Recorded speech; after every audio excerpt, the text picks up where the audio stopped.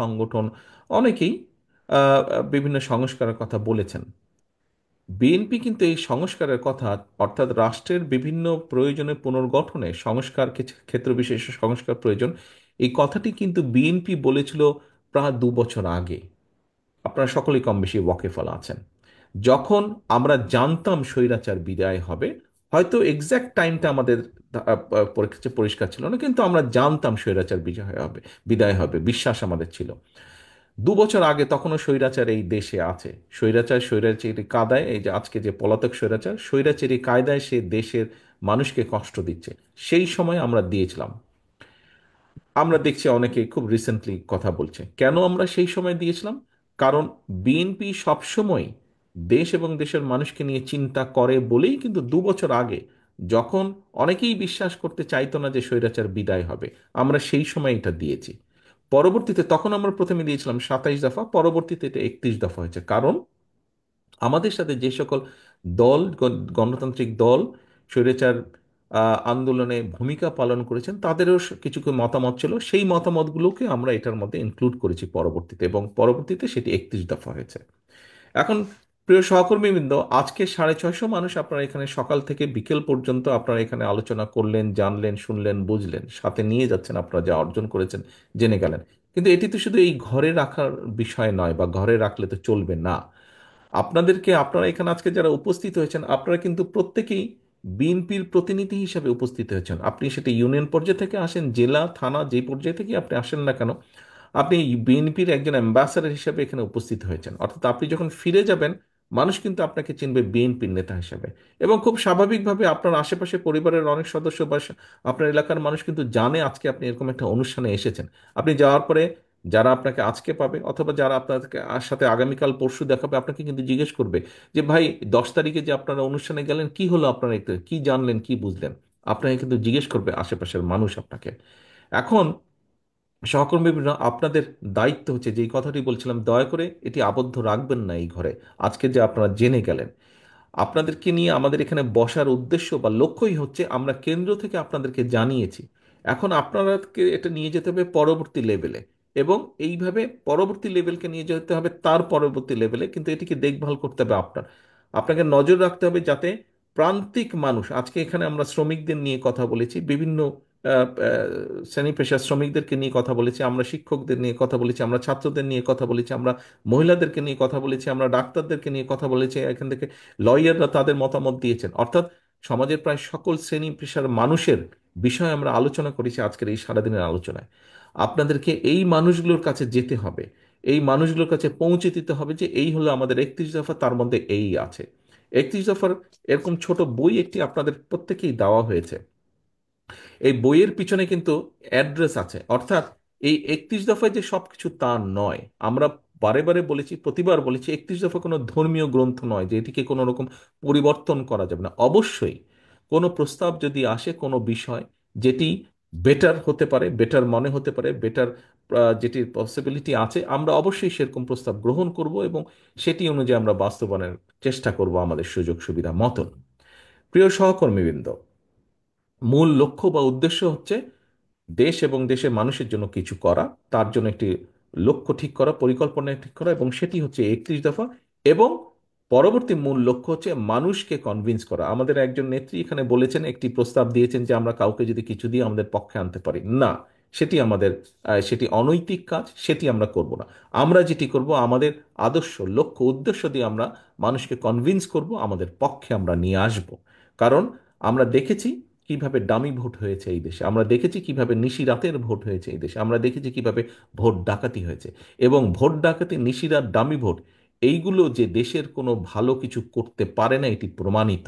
আমরা চাই আগামী দিনে দেশে একটি জবাবদিহিতার সরকার শুরু হোক।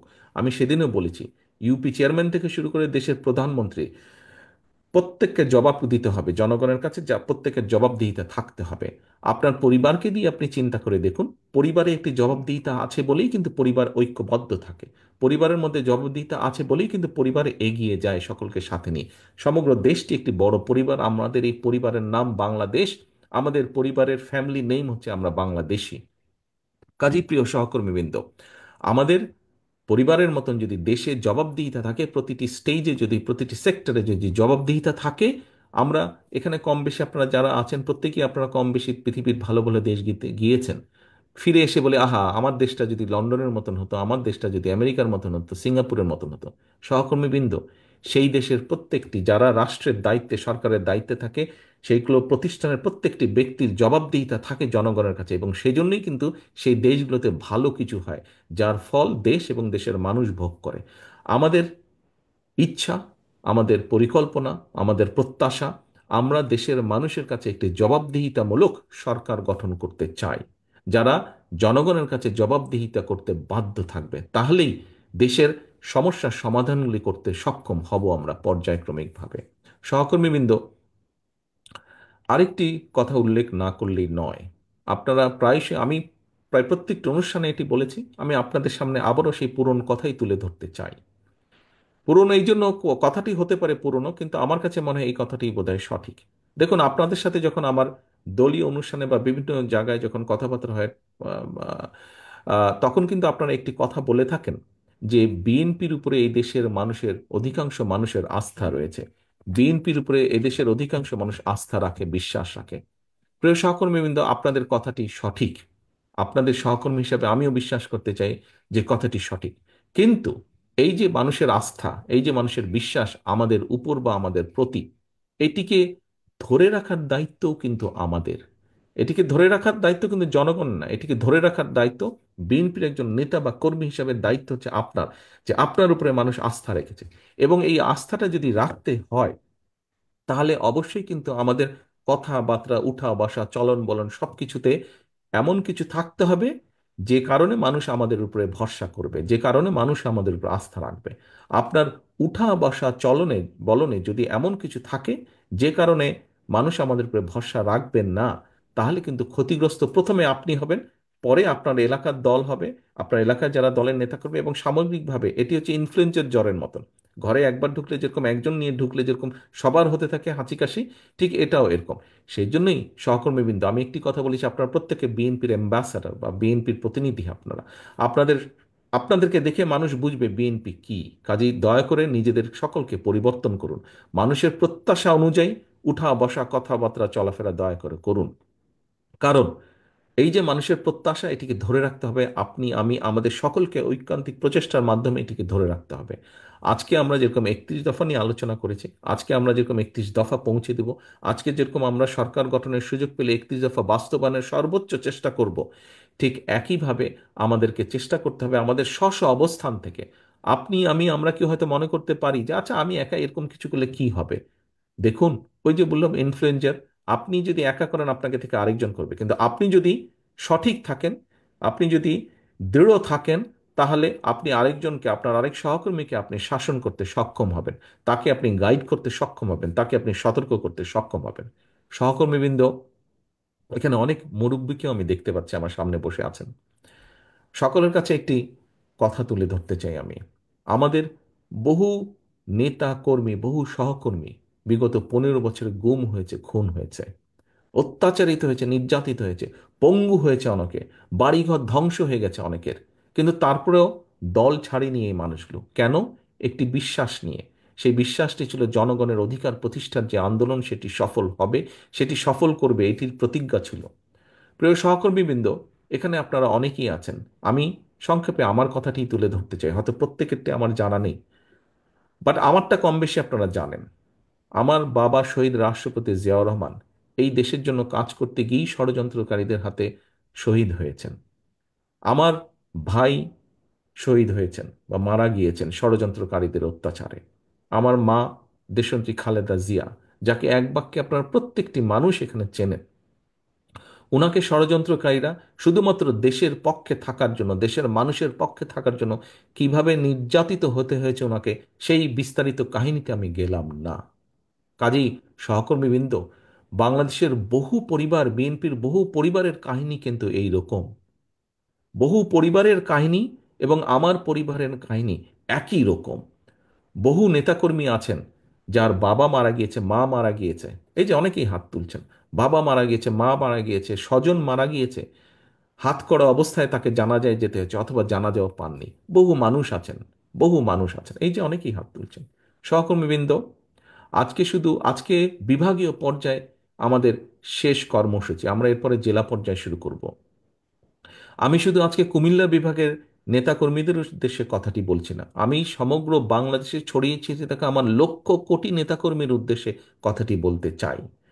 যেহেতু আপনারা বলছেন দেশের মানুষ বিএনপির উপর আস্থা রাখে, আসুন, বহু সময় নষ্ট হয়েছে, স্বৈরাচার অনেক কিছু ধ্বংস করে দিয়ে গেছে, এই দেশটাকে তারা ধ্বংস করে দিয়ে গেছে, এই দেশের মানুষের ভবিষ্যৎ তারা ধ্বংস করে দিতে চেয়েছিল।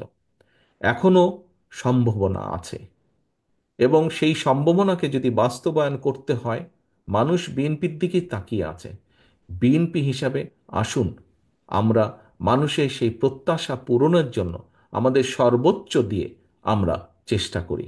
এই দেশের জনগণের অধিকার ফেরানোর জন্য আমাদের সহকর্মীরাই জীবন দিয়েছে, আপনাদের আরও মানুষ দিয়েছে, বাট আমাদের সহকর্মীদের সংখ্যা বেশি। আমরা যে মানুষগুলো গুম হয়েছে, খুন হয়েছে, অত্যাচারিত হয়েছে, নির্যাতিত হয়েছে, আমরা রাজনৈতিক দল হিসেবে যদি বিবেচনা করি, দেখা যাবে আমাদের নেতাকর্মীর সংখ্যাই সবচেয়ে বেশি। কাজেই যেই দলটি এত অত্যাচার নির্যাতন সহ্য করেছে, যেই দলটির এত মানুষ গুম খুনের শিকার হয়েছে, শহীদ হয়েছে, 60 লক্ষের মতন মানুষ গায়েবী মামলার শিকার হয়েছে, সেই দলটির কাছেই মানুষ প্রত্যাশা করে। সেই দলটিরও উচিত সেই প্রত্যাশা পূরণের জন্য নিজেদেরকে প্রস্তুত করা। শুধু নিজের কথা ভাবলে হবে না, আসুন আমরা দেশ এবং মানুষের কথা ভাবি। আসুন, জীবনে বেঁচে থাকার জন্য যতটুকু আপনার প্রয়োজন আমরা ততটুকু করি, বাকি সময়টুকু আসুন আমরা মানুষ এবং দেশের জন্য ব্যয় করি। তাহলে আপনি মানুষের মধ্যে চিরস্মরণীয় হয়ে থাকবেন। প্রিয় সহকর্মীবৃন্দ, আসুন আজকে আমাদের প্রত্যাশা হোক, আমাদের শপথ হোক, আমাদের প্রতিজ্ঞা হোক, জীবনের বাকি দিনগুলো আমরা চেষ্টা করব এই দেশের জন্য, দেশের মানুষের জন্য ভালো কিছু করার, ভালো কিছু করে চলে যাবার। সকলকে আন্তরিকভাবে ধন্যবাদ। সকলে সুস্থ থাকবেন, ভালো থাকবেন। আল্লাহ হাফেজ। বাংলাদেশ জিন্দাবাদ। বাংলাদেশ জাতীয়তাবাদী দল জিন্দাবাদ।